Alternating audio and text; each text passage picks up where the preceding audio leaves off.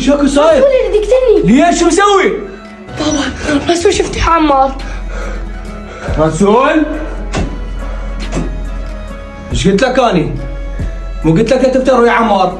مو نصحتك وحكيت وياك؟ انت تالي وياك؟ ما يفيد وياك الحكي مو؟